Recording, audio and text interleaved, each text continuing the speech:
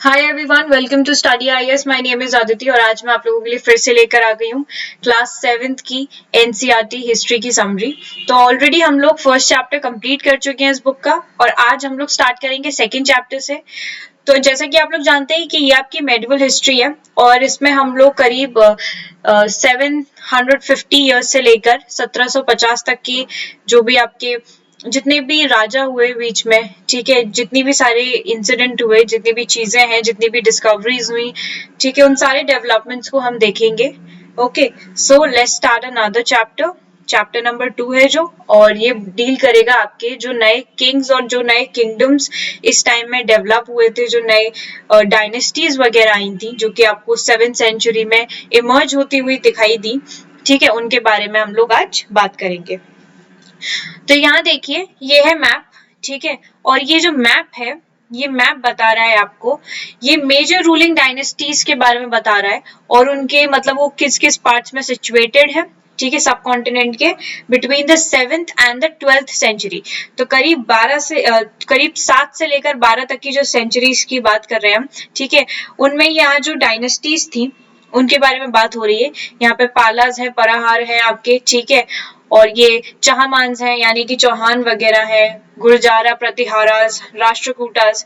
तो ये सारे आपके यहाँ पे जितनी भी डायनेस्टीज वगैरह हैं वो यहाँ पे आपको देखने को मिलेंगी, ठीक है, और ये डायनेस्टीज ये मेजर रूलिंग डायनेस्टीज हैं यहाँ पे, ठीक है, and they could be found like ये आपको 7th to 12th सेंचुरीज के जो बीच का समय है वहां पे आपको देखने को मिलेंगी, ठीक है। Now the emergence of new dynasties, तो करीब 7वीं सेंचुरी से 7th सेंचुरी से देयर वर बिग लैंडलॉर्ड्स और warrior chiefs in the different regions of the subcontinent. अब करीब 7th सेंचुरी में क्या था कि बहुत बड़े बड़े मतलब लैंडलॉर्ड्स थे वहां पे, वॉरियर चीफ थे, ठीक है, योद्धा वगैरह थे और वो अलग अलग रीजन में थे सब कॉन्टिनेंट के। तो जो एग्जिस्टिंग किंग थे they often acknowledge them as their subordinates और समांतर्स। अब पता है ये जो बड़े बड़े ये लैंडलॉर्ड्स वगैरह होते थे, ठीक है, या ये सारे योद्धा होते थे, तो ये जो राजा होते थे ना वो इनको एक्नॉलेज करते थे अपने सबऑर्डिनेट के तौर पे यानी कि समांत के तौर पे। तो they were expected to bring gifts for the kings और ओवरलॉर्ड्स। अब ये मतलब अपने जो राजा वगैरह होते थे, ओवरलॉर्ड्स होते थे, तो ये क्या करते थे, ये उनकी बेसिकली एक तरीके से चापलूसी करते थे, उनके लिए गिफ्ट्स वगैरह लेकर आते थे, उनके लिए ज्यादातर काम करते थे, ठीक है। Now to be like these were like ये इनके कोर्ट्स में they used to provide them with military support also।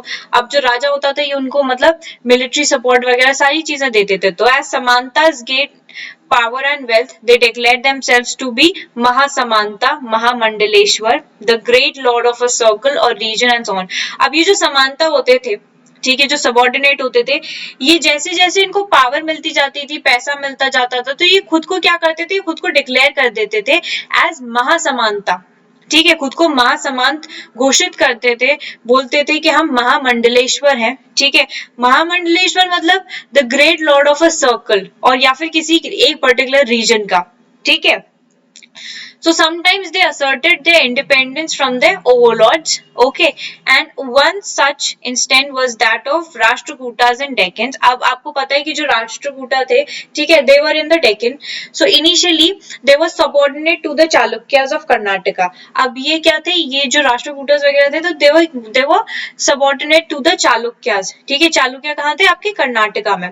तो करीब मिड ऑफ 8th सेंचुरी की बात है, जो दंती दुर्गा था, ठीक है, राष्ट्रकूटा चीफ, उसने जो अपने जो चालुक्य ओवरलॉर्ड था उसको मतलब उसका निरादर कर दिया था। He overthrew his Chalukya overlord and he performed a ritual also जिसको बोलते हिरण्यगर्भा, ठीक है, यानी कि गोल्डन वॉर्म। हिरण्यगर्भा जो एक पर्टिकुलर एक रिचुअल होता था, ठीक है, उसको परफॉर्म किया था इसने, ठीक है। एंड जब ये ritual was being performed with the help of a ब्राह्मणा। अब देखिए जो ये जो रिचुअल थी वो परफॉर्म की गई थी किसकी हेल्प से, ब्राह्मण की हेल्प से। तो it was thought to lead to the rebirth of a sacrificer. तो इसमें क्या था, एक थॉट था कि मतलब इससे पुनर्जन्म होगा किसी सैक्रिफाइसर का, ठीक है, एज अ क्षत्रिय, ठीक है। And even if he is not he was not one by birth। So in other cases जो men थे, men from enterprising families used their military skills to carve out kingdoms। For instance जैसे कि कदम्बा आपके मयूराश्रमन, ठीक है, और आपके जो गुर्जारा और प्रतिहारा थे, हरिश्चंद्र थे, ठीक है, they were Brahmins who gave up their traditional profession, ठीक है, इन्होंने अपने जो प्रोफेशन थे, इनकी जो ट्रेडिशनल प्रोफेशन था उसको छोड़ दिया था और उन्होंने हथियार उठा लिए थे and successfully establishing kingdoms in Karnataka and Rajasthan respectively.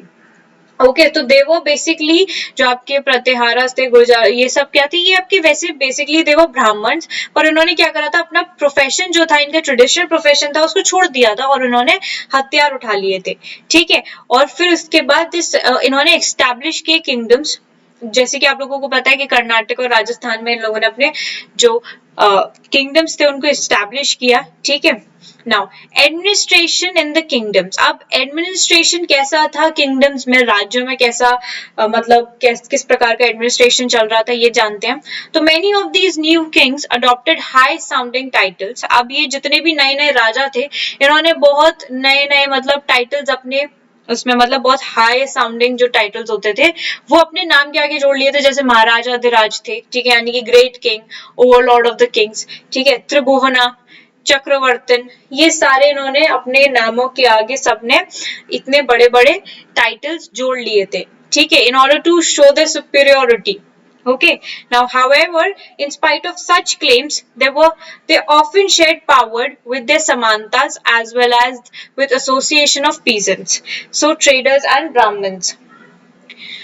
So in each of these states, resources were obtained from the producers, that is peasants, cattle keepers, artisans, who were often persuaded or compelled to surrender part of it. अब यहाँ पे क्या था, देखिए tax भी collect हो रहा था, तो यहाँ पे जो peasants होते थे, आपके कैटल कीपर हैं, ठीक है, जो आपके ये गाय वगैरह रखते थे, आर्टिसंस वगैरह होते थे, इनको क्या किया जाता था, या तो इन्हें पहले तो इनको बहलाया जाता था कि वो अपने मतलब अपने जो भी इनका प्रोडक्शन है उसका कुछ पार्ट देने को तैयार हो जाए, या फिर इनको जबरदस्ती इनसे करी जाती थी ताकि ये मतलब एक तरीके से रेंट के तौर पे, रेवेन्यू के तौर पे, टैक्स के तौर पे कुछ अपना हिस्सा जो भी इनका प्रोडक्शन है उसका दे, ठीक है। So sometimes they were claimed as rent due to lord who asserted that he owned the land, so revenue was also collected from traders. अब जो ट्रेडर्स वगैरह होते थे उनसे भी रेवेन्यू कलेक्ट किया जाता था, बट बेसिकली जो पीजेंट्स और कैटल कीपर्स थे दे वो आल्सो बीन परसुएडेड, या फिर उनसे जबरदस्ती करके लिया जाता था, ठीक है। अब देखिए 400 टैक्सेस के बारे में बात करते हैं, तो द इंस्क्रिप्शंस ऑफ चोलास, ठीक है, जो चोलास की जो इंस्क्रिप्शंस हैं who ruled in Tamil Nadu, it referred to more than 400 terms for different kind of taxes। अब वो रेफर करती है करीब से करीब 400 से भी ज्यादा टर्म्स, ठीक है, वो भी अलग अलग तरीके के टैक्सेस की। और जो बहुत फ्रिक्वेंटली मेंशन टैक्स है वो है आपका वेटी। और वेटी इज वेरी इंपॉर्टेंट, आपके एग्जाम में पूछा भी जा सकता है, which is taken not in cash but in the form of forced labour. अब ये कैश के तौर पे नहीं लिया जाता था रेंट, ये किस प्रकार से लिया जाता था, ये फोर्स लेबर के तौर पे लिया जाता था। और जो आपका कदमई हो गया, ठीक है, और कदमई या फिर लैंड रेवेन्यू हो गया, तो they were also taxes on thatching the house, ठीक है। और या फिर अगर आप कोई लैडर पे अगर आप यूज कर रहे हो चढ़ने के लिए ट्रीज को, ठीक है, तो उसके लिए भी access on succession to family property, तो कोई भी ऐसी चीजें करने के लिए होता था तो उस पर भी टैक्स लगता था, ठीक है। सो ये जो रिसोर्सेज थी, these resources were used to finance the king's establishment. अब ये जितनी भी रिसोर्सेज होती थी ना, ये कहाँ यूज होती थी, ये सारी यूज होती थी फाइनेंस करने के लिए राजा की एस्टैब्लिशमेंट को, as well as for the construction of temples. अब टेम्पल्स बनाने के लिए, फोर्ट्स बनाने के लिए, तो आप लोग देख रहे हैं कि यहाँ से टैक्स कलेक्ट किया जाता था, ठीक है। इन लोगों से टैक्स कलेक्ट करने के बाद जो राजा था वो अपने मतलब वो अपनी जरूरतों के लिए, अपने जैसे टेम्पल्स बनवाने हैं, फोर्ट्स बनवाने हैं, उसके लिए ये सारी चीजें इनका जो फाइनेंस के लिए ये टैक्स कलेक्ट करते थे। So they were also used to fight wars which were in turn expected to lead to acquisition of wealth in the form of plunder and access to land as well as trade routes. So जो functionaries थे for collecting revenue were generally recruited from influential families। अब ये जो जो functionaries थे, ठीक है, जिनको मतलब टैक्स वगैरह कलेक्ट करने के लिए रखा जाता था, तो इनको रिक्रूट कहाँ से किया था? तो इनको रिक्रूट किया जाता था जो भी इन्फ्लुएंशियल मतलब जो प्रभावकारी जो परिवार होते थे वहां से इनको लिया जाता था। और पोजीशंस वो ऑफन हेरिडेटरी, जो पोजीशंस होती थी वो मतलब एक तरीके से मतलब वंश दर वंश चलती आ रही थी। जैसे एक फैमिली का अगर जैसे कोई राजा, जो राजा है, ठीक है, तो उसका बेटा राजा होगा, फिर उसका बेटा राजा होगा, तो वैसी वाली जो पोजीशंस थी वो हेरिडेटरी थी यहाँ पर, ठीक है। So this was true about the army as well, and in many cases close relatives of the kings वो आल्सो हेल्ड दिस पोजीशन। अब जो राजा के बहुत क्लोज रिलेटिव्स भी होते थे ना, उनको भी पोजीशंस दे दी जाती थी, but often these positions were hereditary. Okay, तो मतलब ये समझिए आप कि जितने ज्यादा प्रभावकारी फैमिली वगैरह से जो लोग हैं उनको ही ये पोजीशन मिलती थी। और जैसे मान लीजिए कि किसी फैमिली का अगर जो बहुत बड़ा है, उसके बाद जो उसका बेटा होगा वो उस पोजीशन पे आएगा, फिर उसके बाद उसका बेटा, तो यही चीज चलती जाती थी।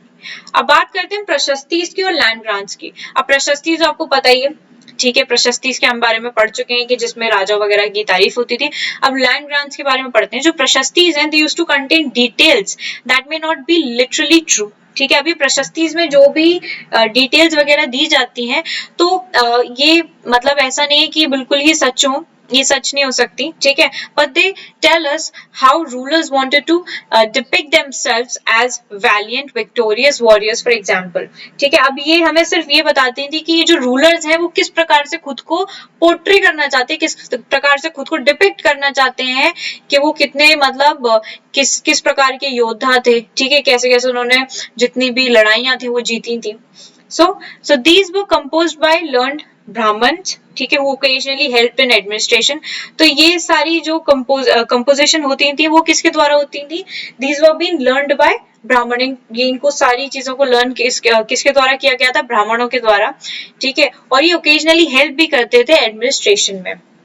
ओके, सो नाउ अब ये देखिए, kings often rewarded brahmanas by grants of land. अब पता है जो राजा वगैरह होते थे वो ब्राह्मणों को खुश करने के लिए उनको जो ग्रांट्स वगैरह देते तो उसमें क्या करते थे? वो जमीन दे देते थे उनको रिवॉर्ड करने के लिए, उन्हें लैंड दिया करते थे। They were recorded on copper plates, ठीक है, ये जैसे आपको कॉपर प्लेट्स दिख रहे हो, इस प्रकार की कॉपर प्लेट्स पे इनको रिकॉर्ड किया जाता था, which were given to those who receive the land. और ये उनको दी जाती थी जिसको लैंड रिसीव हुआ है, यानी कि अगर कोई राजा किसी ब्राह्मण को लैंड दे रहा है, ग्रांट कर रहा है, ठीक है, तो ये किसके पास होगी? ये ब्राह्मणों के पास होगी, ठीक है, बिकॉज ब्राह्मण ने रिसीव किया है लैंड को। ओके, सो नाउ अब देखते हैं, unusual for 12th century was a long Sanskrit poem containing the history of kings who ruled over Kashmir, ठीक है। अब in 12th of century, ठीक है, there was a long Sanskrit poem, एक बहुत लंबी संस्कृत पोएम थी जो कि कंटेन कर रही थी जो कि हमारे राजाओं की हिस्ट्री थी जिन्होंने कश्मीर पे रूल किया था। तो उसको कंपोज जो किया था, it was been composed by an author जिनका नाम था कल्हाना, ठीक है, and he used a variety of sources. उसमें उन्होंने बहुत सारी मतलब सोर्सेज का यूज किया था, जैसे कि इंस्क्रिप्शंस का, डॉक्यूमेंट्स का, आई विटनेस का, अकाउंट्स का, ठीक है, बाकी जो पुरानी हिस्ट्री थी उसका, to write his account. So unlike जो राइटर्स थे, ठीक है, जो राइटर्स थे प्रशस्ति के, he was often critical about rulers and their policies. अब बात करेंगे वॉरफेयर फॉर वेल्थ, ठीक है। अब देखिए, you may have noticed that each of these ruling dynasties was based in a specific region। अब आपने ये चीज नोटिस करी होगी कि जितनी भी डायनेस्टीज हैं, रूलिंग डायनेस्टीज हैं, ये they have been based एक पर्टिकुलर स्पेसिफिक रीजन में, ठीक है। सो एट द सेम टाइम ये ट्राई करते थे कंट्रोल करने की बाकी और एरियाज पे, क्योंकि इंसान में भूख होती है ना कि हमारा तो है ही पर हमें और चाहिए, तो ये क्या करते थे? दे यूज्ड टू ट्राई कि जो बाकी का जो और लोगों का एरिया है वो भी हमें मिल जाए। तो इसीलिए one particularly prized area was city of Kannauj in the Ganga valley. अब एक सबसे ज्यादा ओवरप्राइज्ड एरिया जो था वो था कन्नौज, ठीक है। जो कन्नौज सिटी थी जो कि आपको गंगा वैली में दिखेगी, वो बहुत ज्यादा ही मतलब ये वो it was been prized area. तो करीब सेंचुरीज पर जितने भी रूलर्स थे, जो जैसे कि आपके गुर्जारा प्रतिहारा थे, राष्ट्रकूटास थे, पाला डायनेस्टीज वगैरह थे, तो used to fought for control over Kannauj. तो ये आपस में लड़ते रहते थे कन्नौज में कंट्रोल पाने के लिए, because there were three parties in this long drawn conflict. Historians often described it as the tripartite struggle. तो अब ये क्या था कि इस मतलब जो रूलर्स थे आपके, जो कि आपके गुर्जारा प्रतिहारा के जितने भी रूलर्स थे, आपके राष्ट्रकूटा के थे, पाला डायनेस्टी के थे, तो ये आपस में ही लड़ रहे थे, आपस में लड़ रहे थे ताकि इनको जो कंट्रोल है वो कन्नौज के ऊपर मिल सके, क्योंकि there were been like 3 parties, ठीक है, वहां 3 पार्टीज थी, which was like in the long drawn conflict, काफी लंबे अरसे से कॉन्फ्लिक्ट चल रहा था, एंड इनको डिस्क्राइब किया जाता है हिस्टोरियंस के द्वारा, मतलब it was been described it as the tripartite struggle. Okay, so as we will see, हम आगे बात करेंगे उन रूलर्स के बारे में who also tried to demonstrate their power and resources by building large temples. हम आगे जाके उन ऐसे राजाओं के बारे में बात करेंगे जिन्होंने अपनी जो पावर का, ठीक है, डिमॉन्स्ट्रेशन दिया था, वो करीब बड़ी बड़ी बिल्डिंग्स बना के और बड़े बड़े टेम्पल्स बना के. So when they attacked one another kingdom, they often chose to target temples. अब पता है ये जब एक दूसरे को टारगेट मतलब अटैक करने की कोशिश करते थे, तो ये पहले टारगेट क्या करते थे, टेम्पल्स को टारगेट करते थे, which was sometimes extremely rich. तो उस टाइम पे क्या होता था ना कि टेम्पल्स में आपने देखा होगा जैसे गोल्डन टेम्पल वगैरह है, ठीक है, और सोमनाथ मंदिर था, तो इन सब क्या होता है, ये सोने से लदे हुए मंदिर होते थे. तो अगर कोई भी राजा एक दूसरे पर अटैक करता था तो वो सबसे पहले उन चीजों पर अटैक करते थे जैसे कि टेम्पल्स पे कर रहे हैं, बिकॉज उस टाइम पे क्या होता था कि टेम्पल्स बहुत दे वर एक्सट्रीमली रिच, ठीक है, वहां पे उनको इतना सोना मिल जाएगा, इतनी सारी चीजें मिल जाएंगी, तो इस वजह से वो वहां अटैक करते थे. अब जैसे बात करेंगे हम सब ने सुना है सुल्तान महमूद ऑफ गजनी के बारे में, ठीक है, जो अफगानिस्तान के थे, ठीक, सुल्तान का मतलब ऐसे राजा होता है, ठीक है, एंड उन्होंने रूल किया था करीब 1997 टू 1030 तक हमारे यहाँ पे, and extended control over parts of central Asia, और उन्होंने जो अपना कंट्रोल था वो एक्सटेंड कर लिया था सेंट्रल एशिया के पार्ट्स पे. अब Iran north western part of the subcontinent, so इन्होंने क्या करा था, इन्होंने रेड किया था सब कॉन्टिनेंट का, और मतलब ऑलमोस्ट हर साल उन्होंने रेड किया था सब कॉन्टिनेंट को, और जो इनके टारगेट्स होते थे ना, वो उनके टारगेट्स होते थे हमेशा वेल्दी टेम्पल, जो जितने भी बहुत वेल्दी टेम्पल्स इनको देखते थे, जो मंदिर इनमें दिखते थे, ये बहुत अट्रैक्टिव है, बहुत पैसा मिल सकता है इनको, वहां से बहुत सारी चीजें मिल सकती हैं, तो ये उन्हीं को टारगेट करते थे. जैसे कि मैंने आपको बताया कि सोमनाथ जो कि गुजरात में था, उसको भी इन्होंने टारगेट किया, and much wealth of Mahmud carried away was used to create a splendid capital city as Ghazni. Okay, तो जितनी भी ये महमूद की मतलब वेल्थ थी, it was being carried away, ताकि he used to create a splendid capital जिसका नाम था गजनी, जो सिटी थी गजनी. ओके, सो सुल्तान महमूद जो थे, he was also interested in finding out more about the people ही कॉन्क्वर्ड. तो अब क्या था कि जो सुल्तान थे, जो महमूद थे, उनका एक और चीज में इंटरेस्ट था कि वो और चीजें जानकारी लें उन लोगों के बारे में जिनको उन्होंने कॉन्क्वर किया है, ठीक है, एंड एंट्रस्टेड अ स्कॉलर. अब he also entrusted a scholar जिनका नाम था अल बिरूनी, ठीक है, जिन्होंने Al Biruni to write an account of subcontinent, तो उन्होंने अल बिरूनी को रखा था. अल बिरूनी वाज लाइक उन्होंने he was a So this Arabic work known as Kitabul Hind, तो उन्होंने क्या करा था कि अल-बिरूनी को बोला था कि वो मतलब एक पर्टिकुलर किताब लिखें, ठीक है, सब कॉन्टिनेंट पे, ठीक है, तो ये पर्टिकुलरली उन्होंने जो किताब थी उसका नाम था किताबुल Hind, which remains an important source for historians. और इन्होंने ये किताब लिखने के पहले ही consulted all the Sanskrit scholars to prepare this account. उन्होंने जितने भी संस्कृत scholars वगैरह थे उन सब से consultation लिया था, ठीक है. So other kings who emerged in the warfare included the Chahmans. अब बाकी के जो और राजा थे जो कि इस वॉरफेयर में आए थे, तो उनका वो लोग थे आपके चाहमांस मतलब चौहान्स, ठीक है, जिन्होंने रूल किया था करीब दिल्ली से लेकर अजमेर तक, and they attempted to expand their control to the west and the east. उन्होंने अपना जो अटेम्प्ट किया था कि अपना जो उनका कंट्रोल है वो उसको वेस्ट से लेकर ईस्ट तक फैला सकें, and where they were opposed by Chalukyas. अब इनको यहाँ पे अपोज किया गया था चालुक्यास द्वारा, ठीक है, जो कि गुजरात में थे, और गढ़ावाल जो कि आपके वेस्टर्न उत्तर प्रदेश में थे, यूपी वेस्ट की तरफ, ठीक है. So the best known Chahamana ruler जो थे हमारे, वो थे हमारे पृथ्वीराज तृतीय, ठीक है, Prithviraj third, who was there like करीब ये 1168 से लेकर 1192 तक थे, and he who defeated an Afghan ruler name Sultan Muhammad Ghori. जो सुल्तान मोहम्मद गौरी था उसको डिफीट किया गया था हमारे पृथ्वीराज के द्वारा, ठीक है। और ये करीब इन्होंने 1191 में इसको डिफीट किया था, but lost to him the very next year in 1192, but he lost to him the very next year, मतलब अगले साल ही 1192 में। So now moving forward we'll take a closer look to the cholas, ठीक है। अब ये देखिए, ये मैप देखिए, यहाँ पे आपको चोलास और उनके बारे में पता चलेगा, ठीक है। तो यहाँ पे बात करते हैं हम फ्रॉम ओरायूर और तंजावुर। ये देखिए, ये है आपका तंजावुर और ये है ओरायूर। तो अब इनके बारे में बात करेंगे हम बात करेंगे ओरायूर टू तंजावुर। तो how did the Cholas rise to power. अब चोलास पावर में कैसे है, उनकी इतना मतलब इतना रेस कैसे हुई, तो वो जानेंगे हम। A minor chiefly family known as Muttarayar held power in Kaveri delta. तो एक बहुत माइनर सी चीफली फैमिली थी, ठीक है, मुट्रायर, ठीक है, जिसमें मतलब who held power in the Kaveri delta and they were subordinate to the Pallava kings of Kanchipuram. अब ये सबॉर्डिनेट थे किसके, पल्लवा किंग्स के, जो कि आपके कांचीपुरम में देखे जाते हैं।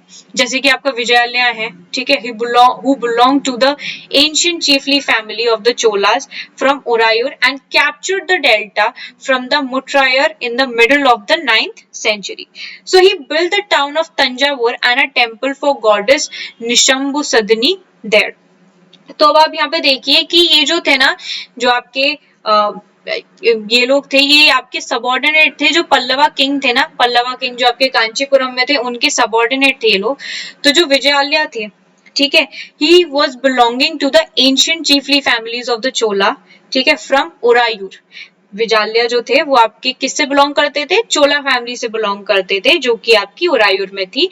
एंड उन्होंने कैप्चर किया था, he captured the delta from Muttarayar, ठीक है, in the middle of the 9th century. इन्होंने जो डेल्टा था वो कैप्चर किया मुट्रायर की तरफ से, वो भी middle of the 9th century में। सो वहां पर उन्होंने क्या किया, he built the town of Thanjavur, उन्होंने तंजावुर टाउन बनाया और वहां पर एक टेम्पल बनाया गॉडेस निशंबसुदिनी का, ठीक है।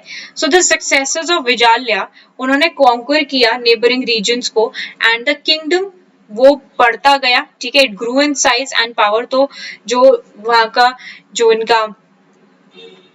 इनका किंगडम था वो धीरे धीरे बढ़ता गया, ठीक है, पावर बढ़ती गई। और जो पांड्यान थे और जो पल्लवा टेरिटरीज थी, ठीक है, साउथ में और नॉर्थ में, they were made part of this kingdom. अब जो पल्लवा और पांड्यान की जो टेरिटरीज थी, उनको नॉर्थ की तरफ, साउथ की तरफ, तो इनको भी क्या कर लिया, इनको भी एक पार्ट बना लिया गया इस किंगडम का। ओके, नाउ मूविंग फॉरवर्ड, जो राजा फर्स्ट थे, ठीक है, he considered the most powerful Chola ruler. तो इनको कंसिडर किया जाता है सबसे ज्यादा पावरफुल चोला रूलर के तौर पे, ठीक है। He became king in 1985। ये 985 में राजा बने थे। इन्होंने एक्सपैंडेड किया था अपना control over most of these area. इन्होंने अपना कंट्रोल बढ़ा लिया गया था, एक्सपैंड किया था, ठीक है। और इनको रिकॉग्नाइज किया जाता था as the administration of the empire, ठीक है। तो राजा के जो बेटे थे राजेंद्र फर्स्ट, ही continued his policies and even raided the Ganga valley. अब इन्होंने अपनी पॉलिसीज को कंटिन्यू किया था, ठीक है, राजा के जो बेटे थे राजेंद्र ने, ठीक है, राजेंद्र फर्स्ट ने। एंड इन्होंने जो गंगा वैली थी वहां पे काफी ज्यादा रेड भी किया था, ठीक है, श्रीलंका को और बाकी कंट्रीज जो थी आपकी साउथ ईस्ट एशिया में, and developing a navy for these expeditions. और इन्होंने एक नेवी भी डेवलप कर रखी थी, ठीक है। Now splendid temples and bronze sculpture. अब क्या था यहाँ पे ना तंजावुर में, ठीक है, बड़े बड़े टेम्पल्स बनाए गए थे, और आपके गकाईकोंडा में, चोलापुरम में, ठीक है, और ये सब बनाए गए थे राजा और राजेंद्र के द्वारा, ठीक है। So there were like architectural and sculpture marvels. तो हम लोगों ने तब पढ़ा था कि मतलब हम आगे पढ़ेंगे उन राजाओं के बारे में जिन्होंने अपनी पावर को दिखाने के लिए, उसको डिमॉन्स्ट्रेट करने के लिए बड़े बड़े टेम्पल्स बनाए थे, ठीक है।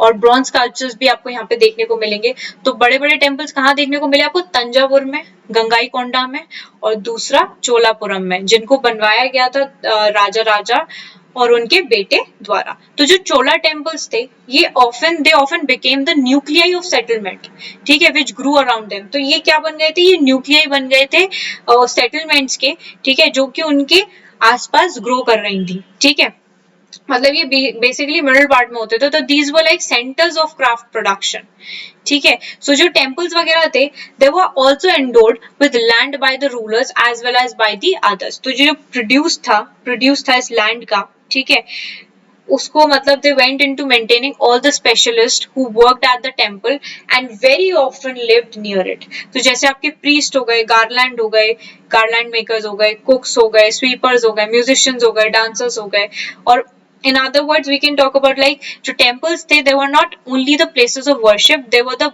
hub of economic, social and cultural life as well। तो यहाँ पे जो temples थे वो सिर्फ और सिर्फ पूजा करने के लिए नहीं थे, वो basically एक hub थे, ठीक है, हब थे किसकी, इकोनॉमिक और सोशल और कल्चरल लाइफ के लिए, ठीक है।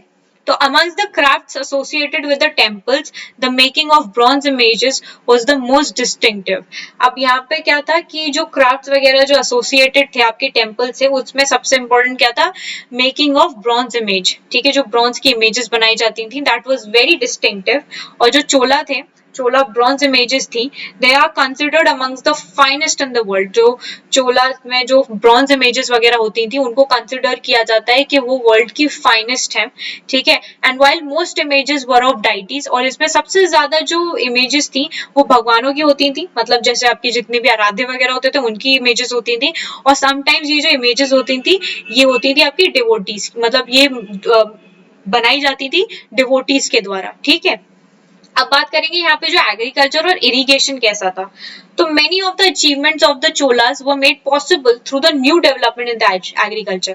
अब यहाँ पे क्या हुआ, देखिए जो अचीवमेंट थी चोलास की, ठीक है, वो पॉसिबल ही हो पाई थी नए डेवलपमेंट की वजह से, वो भी एग्रीकल्चर में जो नए डेवलपमेंट हो रहे थे उसकी वजह से इनकी जो अचीवमेंट्स थी वो पॉसिबल हो पाई थी, ठीक है।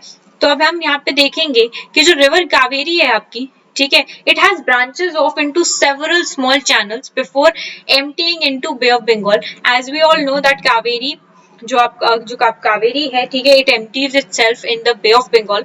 तो यहाँ पे क्या हो रहा है कि वो कुछ अपनी छोटी छोटी ब्रांचेस भी बनाती है, ठीक है। So it branches of into several small channels, छोटे छोटे चैनल्स में अपनी ब्रांचेस बनाएगी, ठीक है, उसके बाद वो जाके ड्रेन होती है बे ऑफ बंगाल में। तो ये जो चैनल थे ये ओवरफ्लो करते थे फ्रिक्वेंटली और डिपॉजिट करते थे फर्टाइल सॉइल्स को अपने बैंक्स पे, ठीक है।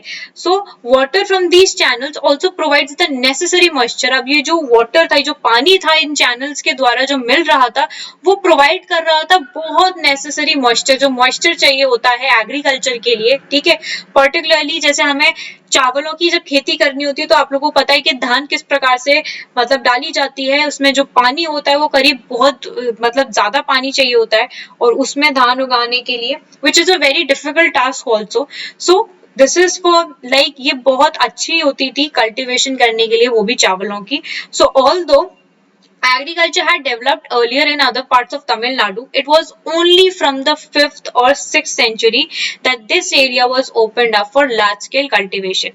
तो क्या था कि एग्रीकल्चर तो डेवलप्ड पहले भी था, ठीक है, कुछ पार्ट्स में तमिलनाडु के, और it was only from the मतलब यहाँ पर क्या हुआ कि 5th और 6th सेंचुरी में देखा गया कि इस एरिया में ये जो एरिया था वो ओपन अप हुआ था काफी बड़े स्केल पे कल्टीवेशन के लिए। तो जैसे फॉरेस्ट थे they had to be cleared in some regions, कुछ जगह पे जो फॉरेस्ट वगैरह थे उनको क्लियर किया गया, ठीक है, और जो लैंड था उसको मतलब it to be levelled in other areas also, और जो डेल्टा रीजन था, जो एम्बैंकमेंट्स वगैरह थी, उनको बिल्ड किया गया था ताकि वो प्रिवेंट कर सके फ्लडिंग को। कैनल्स भी मतलब कैनल्स भी कंस्ट्रक्ट करवाए गए थे, ठीक है। So they have constructed the canals also to, यहाँ पे आप देख सकते हैं, ठीक है, to carry water to the fields, ताकि जो फील्ड्स है वहां तक पानी जा सके।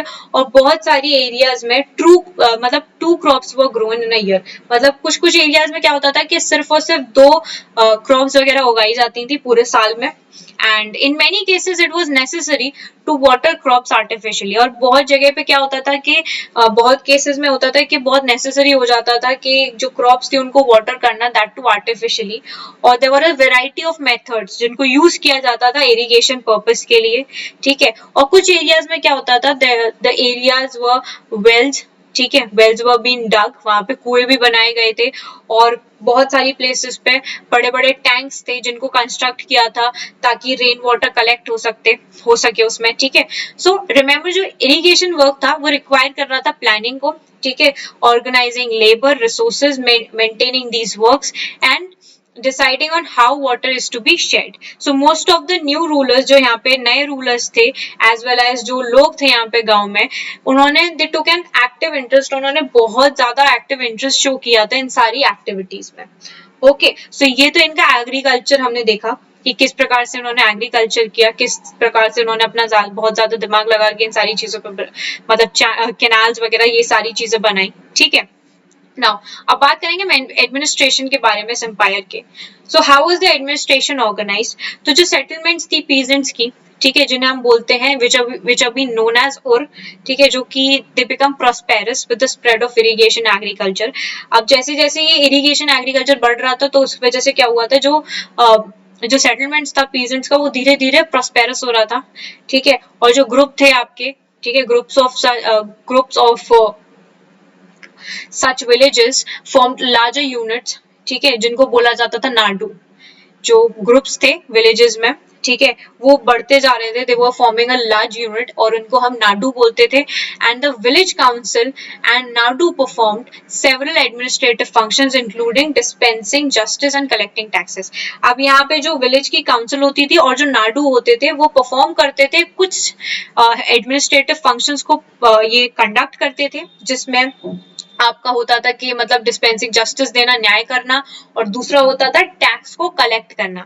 तो जो रिच पीजेंट्स होते थे यहाँ पे, जो कि आपके विलाला थे कास्ट के, ठीक है, विलाला कास्ट जो एक्सरसाइज करते थे, they were considerable control over the affairs of the nadu under the supervision of central Chola government. अब इनको कंसिडर किया जाता था ताकि ये कंट्रोल कर सके जितने भी अफेयर्स वगैरह होते थे, जितने भी मुद्दे होते थे आपके नाडू के जितने भी मुद्दे होते थे, ठीक है। और किसकी सुपरविजन के अंडर? सुपरविजन होती थी यहाँ पर सेंट्रल चोला गवर्नमेंट की, ठीक है। तो जो चोला किंग थे यहाँ पे, they gave some rich land owners titles like muvenda velan, ठीक है।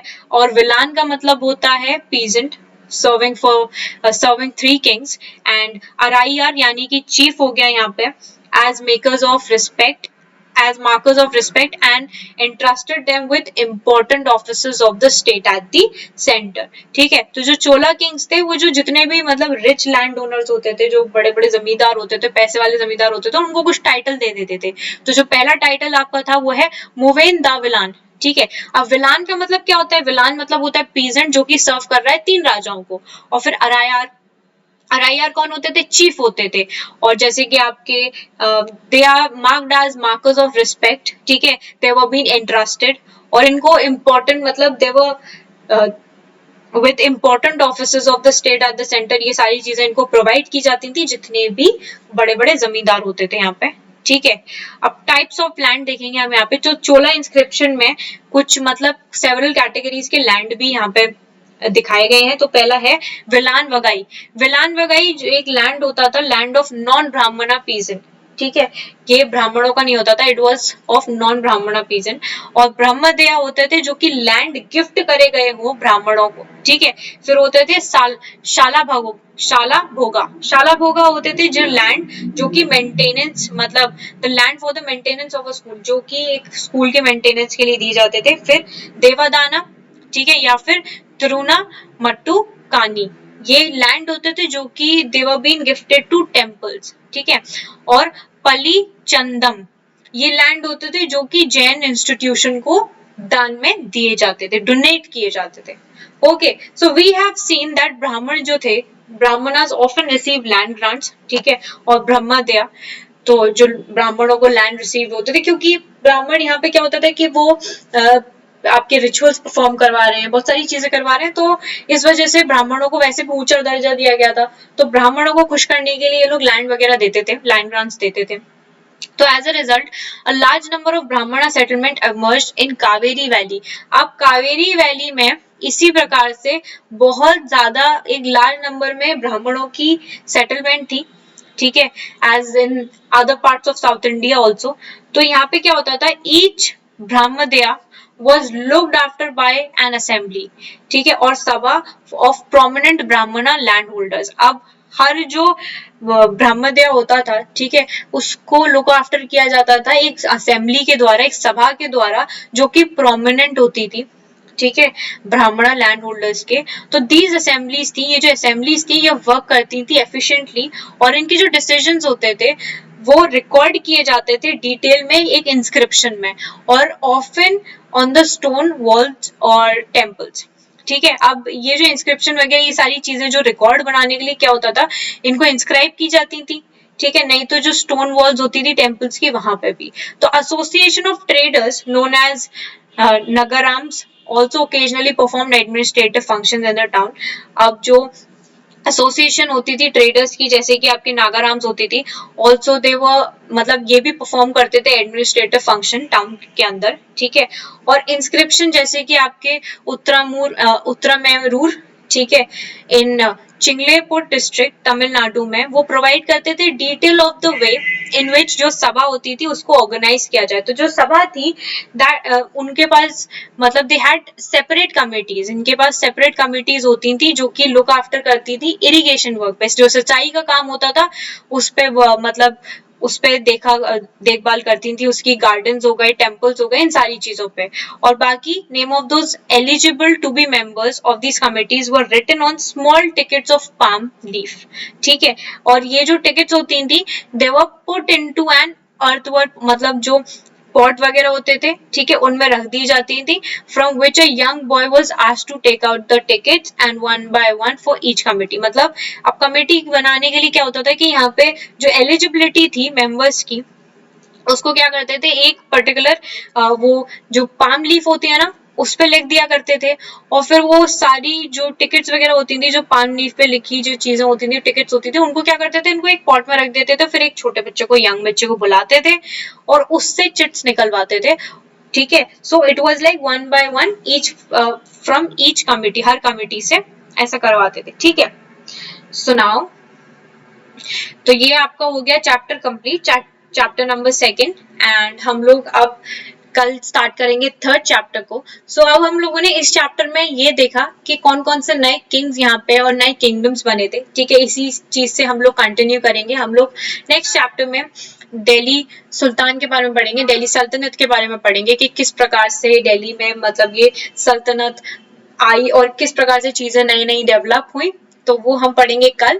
सो तब तक के लिए if you have any kind of queries relating to this chapter you can just text me up in the comment box, and तब तक के लिए अपनी पढ़ाई अच्छी करें, ठीक है। And NCERTs are very important, so please take care of this thing कि आप लोग सारी एनसीईआरटीज पढ़ लें, ठीक है, 1 से 3 4 बार जितनी भी बार आप पढ़ सकते हैं, अपने बेसिस को बहुत स्ट्रॉन्ग करिए।